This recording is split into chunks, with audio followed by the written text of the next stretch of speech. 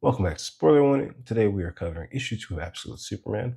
It's more of an action focused issue compared to the last one, so it seemed like they separated it with the first issue being more narrative focused and this one being more action focused. I personally kind of wish that they sort of was a happy medium and that they had split it up or at least made issue 1 a bit longer, condensed some of the Krypton parts, and then had more of the action. So that way, that would have been done in the first issue, and we could have progressed a bit more in issue 2. Anyways, we'll get into it. Spoilers ahead. We begin with a scene of a child, Kal-El, just in bed. There's like a conference call from school with his classmates getting grades. Each of them did reports using the Krypton Kryptonian computer system, which is like an AI system, and it has the sum of like the planet's knowledge. Kal-El wrote his report by hand. Actually read it or actually typed up his report, and his teacher's like, "Why would you do that? Uh, there's all this knowledge for you that you could have used." So I think it shows that he doesn't necessarily he goes against the grain, and he's a different kind of thinker, and that he likes putting the effort, which makes sense because his dad is a miner, so that's someone who has to actually physically do the work, and his mom's an engineer, so actually doing the process instead of just skipping steps or using a system that just copy and paste makes sense. It also makes me question, why are they in school if they're just gonna use an AI? Like, what are they learning? Anyways, we go to modern day where Lois has cuffed herself to Superman, and she's shooting him in the face with like electric charges. He's like, "Stop that! I don't like it." Uh, Peacemakers come in with soldiers and they shoot. We see his cape for the first time, which is made of sunstone from Krypton. So it's like this red dust. It's like not solid, but it can work. Like it's very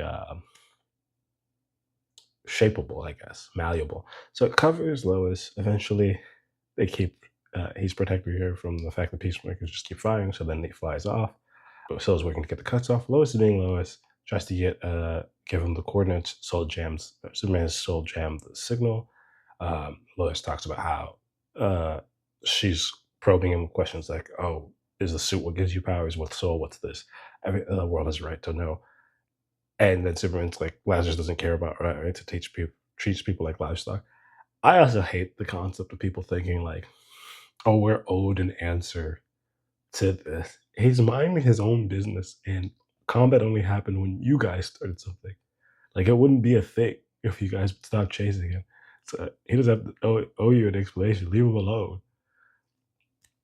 Uh, there's a flying tank, which is like a heli tank because it's just a tank with helicopter blades.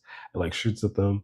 Um, as the peacemakers continue to attack, there's destruction. They also shoot the tank rounds, say peace at all costs, which is the pacemaker model, as you know. So there's destruction, and Superman saving people, and his cape is helping, and Lois is sort of helping because she does carry some of the people, like a child, I believe. Uh, so the cape goes, but as he's going through and like saving people, the more he saves people, the more his suit sort of bayonetters because it's increasing the dust, but it's like taking from the suit. Uh, so they rescue people. He puts out some fires and then talks about how he basically very much references that he's from another planet and Lois is just trying to get information. Um, he's like, "Oh, I saved you so many times," but Lois is like, "You endangered my life." So there's a lot of back and forth uh, up until she observes him seeing put all the effort to save people. She starts having a different assessment, which ends up being part of the like report that she is making later. Um, Superman eventually gets the cuffs off and leaves. Uh, she does an after mission report, which which is through the Brainiac algorithm. So it's similar to where they just use the algorithm in other types of report. Very one for one parallel with Krypton, and I feel like uh, at least at this moment, the parallels that's it would have been interesting if it was like here's the level 10 of it being bad at Krypton being that way, and then here's the level 5 as it's something in its infancy or adolescents that will grow into this, but it's very much a one for one. It's like this is the exact type of thing. Also interesting to note that the Brainiac algorithm is just Brainiac, but they just see a computer program, but he's behind the screen, like chatting with them. Through her assessment, Brainiac says that Superman is a level 8 danger and that he has to be neutralized instead of controlled. Um, because she's not happy with the results, she decides to type up her report, which she hates typing up reports. So they're like, "Oh, what got into you?" Um, from there, we go back to Krypton, where Laura and Jor are working on a way to evacuate as many people as they can from Krypton. Laura's prototype, which is Soul, which she made as a child, is a suit and ship. Is a suit and ship, and for them to have a larger, more effective version, they need more sunstone. Which Jorah was like, "I'll mind it myself." But she was like, "It should work. The math still holds, but I made this as a kid, and this ship suit was made to be used by a child." Um, so that's continuing. We have a moment with a specific peacemaker, Christopher Smith. We have a moment with a specific peacemaker, Christopher Smith, who's the peacemaker. Um, he's basically like fragile, like, Superman went through us like tin cans, blah blah blah. And they're like, chill out, dude. And then he's like, they need to know. These people need to know peace comes at a cost. And he proceeds to open fire at a crowd of people. And that's where the issue ends. So the issue is way more action focused than the issue one was. Um, I think something I also didn't mention in the first issue too is that the art is very, I want to say large, not in scale. In scale is what I mean. And so there's a lot of interesting stuff.